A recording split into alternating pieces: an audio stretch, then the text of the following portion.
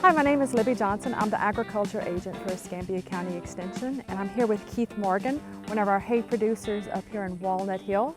And we're here to talk about hay management and hay production for growers across the Panhandle. So Keith, we're standing out here in your Tifton 85 Bermuda field, and it looks beautiful. And I know this just doesn't happen by chance. So you planted this a year and a half, 2 years ago, you said? We had it sprigged in 2017, about the May timeframe of 2017. And have you got any cuttings off of it yet? Yes, we got 2 cuttings so far this year and 2 pretty good cuttings last year. Okay, that's really good. So for proper hay production, you've been doing this for a number of years with different types of forages. What are some of the keys, like weed control probably, or fertilization? Could you tell us anything about that? Well, primarily for this Tifton 85 Bermuda, the main thing is to start early. And we sprayed prowl while the hay was still dormant, which helps to control all of the annual grasses that you need to get rid of. And then from that, your fertilization, I take soil samples early every year and fertilize based on the soil sample. And what I try to do is split nitrogen and potash between each cutting. So we cut and fertilize after every cutting. Is the goal, at least. So I think that's a really good thing to point out. A lot of people would like to fertilize their pastures or their hay one time and be done with it. But a forage is just like us, it needs regular feeding. So by splitting your application, you're being very helpful to the grass, and you're being helpful to the environment because you're not putting too much that could wash out. Mm-hmm. So along with weed control and fertilization, before we go any further, with fertilization, you take a soil sample out of how much, like how big is this pasture, and how many soil samples might you take? Well, this is about a 20-acre field where we're standing, okay, of Tifton 85 Bermuda. And what I'll do when I'm taking the sample myself, which is primarily how we do it, I'll start in one corner, drive across to the other corner, excuse me, and stop maybe every 25, 30 yards. And I'll actually end up with one sample out of that particular field, but it will be taken throughout the field. So you take several representative spots. Exactly. Crisscross and then across the ends to get one sample.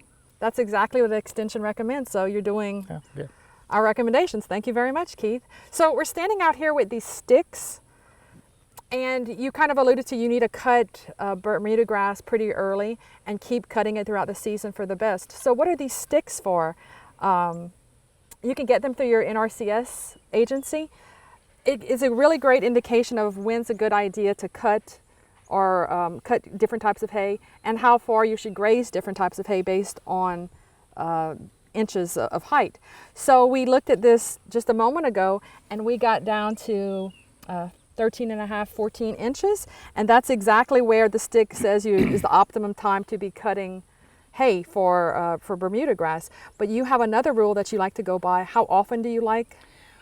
Well, the Tifton 85 grows so rapidly. The recommendation, and it's a pretty strong recommendation, is that you cut it every 4 weeks. As a matter of fact, they go so far as to say mark it on your calendar, 4 weeks. No more than 6 weeks.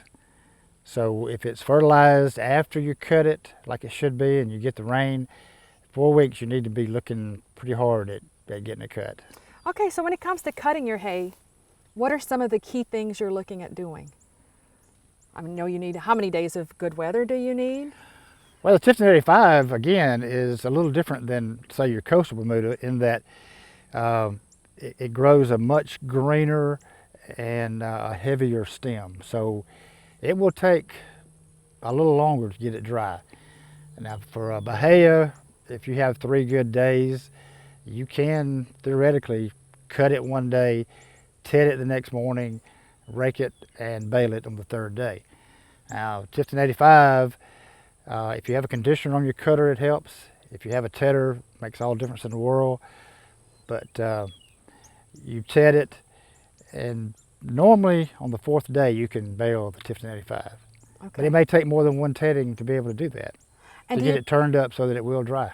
When you cut it, do you try to cut it as low as possible, or do you try to leave some stubble?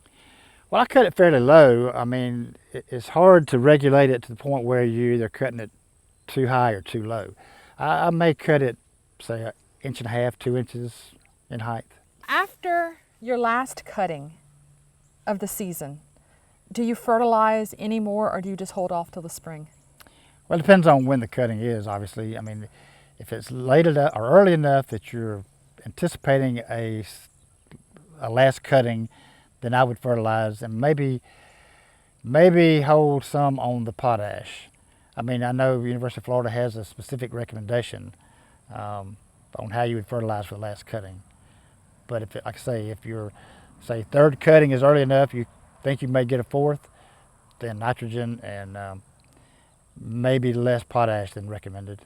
So now that you've finished cutting and baling your hay, you've got to store this hay, right? That's correct. Let's go see what's happening at the barn where you store it. Well, let's go. Okay. So now that we moved from cutting and baling hay, we have to store the hay. So Keith, can you tell us a little bit about what you think about when you're storing hay? What's important to you?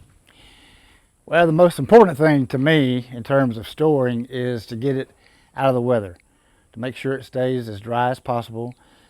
Customers want it obviously dry.